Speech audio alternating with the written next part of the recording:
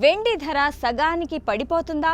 1980 నాటి సీన్ మళ్ళీ రిపీట్ అవుతుందా? ఇప్పుడైతే వెండి ధరలు కొంత తగ్గుముఖం పట్టినప్పటికీ కూడా పీక్ స్టేజ్లోనే ఉంది. MCXలో వెండి ధర ప్రస్తుతం సుమారు 3 లక్షలు కిలోగా ట్రేడ్ అవుతుంది. ఇలాంటి పరిస్థితిలో చాలా మంది మనసులో వస్తున్న ప్రశ్న ఏంటంటే 1980ల నాటి వెండి పతనం మళ్ళీ జరుగుతుందా? ఒకప్పుడు జరిగినట్లు రాత్రికి రాత్రే ధరలు సగానికి పైగా పడిపోతాయా? 1980లో జరిగిన వెండి పతనం ఇప్పుడు మళ్ళీ జరుగుతుందా అనే భయం నెలకొంది.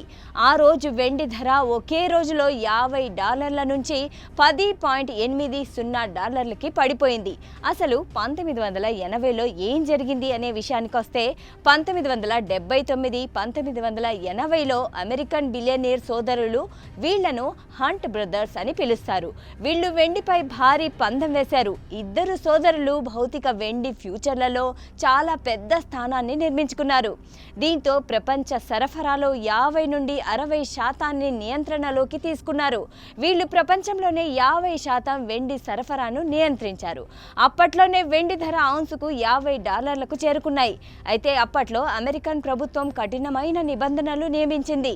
దీని ఫలితంగా 1980 మార్చి 27న సిల్వర్ థర్స్డే అని పిలుస్తారు. ఇది చరిత్రలో వెండి పతనాన్ని సూచిస్తుంది. ఇక ఈ సంఘటన తర్వాత హంట్ బ్రదర్స్ దివాలా తీశారు. వెండి ధరలు చాలా సంవత్సరాలు $5 నుంచి $10 మధ్య ఉన్నాయి. ఇక చూస్తే ఈ సంవత్సరం కూడా వెండి ధరలు చాలా ఎక్కువగా ఉన్నాయి. కిలో వెండి 3.75 లక్షల వరకు చేరుకుంది. అటువంటి పరిస్థితిలో వెండిలో ఇంత వేగంగా పెరుగుదల దాని పతనానికి కారణమవుతుందని చాలా మంది నిపుణులు అంచనా వేస్తున్నారు. అయితే ఈ సంవత్సరం 1980లో జరిగినట్లు ఏ ఒక్క కంపెనీ ఆధిపత్యం స్పష్టంగా కనిపించడం లేదు. 1980 నాటి వెండి మార్కెట్కు నేటి నుండి మార్కెట్ చాలా భిన్నంగా ఉంటుంది. అయితే అతిపెద్ద తేడా ఏంటంటే ఇప్పుడు వెండి పెట్టుబడికి డిమాండ్ లేదు. సౌర ఫలకాలు, ఎలక్ట్రిక్ వాహనాలు, ఎలక్ట్రానిక్స్, సెమీ కండక్టర్లు, వైద్య పరికరాలు సహా అన్ని రంగాలలో వెండి వినియోగం బాగా పెరుగుతోంది. ప్రపంచ దేశాలు వెండిని భవిష్యత్తు అవసరాల కోసం పోగు చేసుకుంటున్నారు. దీంతో సామాన్యులకు వెండి దూరం అవుతోంది.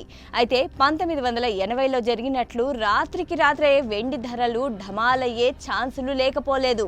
ప్రపంచ ఆర్థిక అస్థిరత పెరిగితే, వడ్డీ రేట్లు ఎక్కువ కాలం ఎక్కువగా ఉంటే, డాలర్ బలపడితే లేదా పెద్ద పెట్టుబడిదారులు కలిసి లాభాల బుకింగ్ ప్రారంభించినట్లయితే అటువంటి పరిస్థితిలో వెండి ధరలు ఒక్కసారిగా తగ్గవచ్చని నిపుణులు చెబుతున్నారు.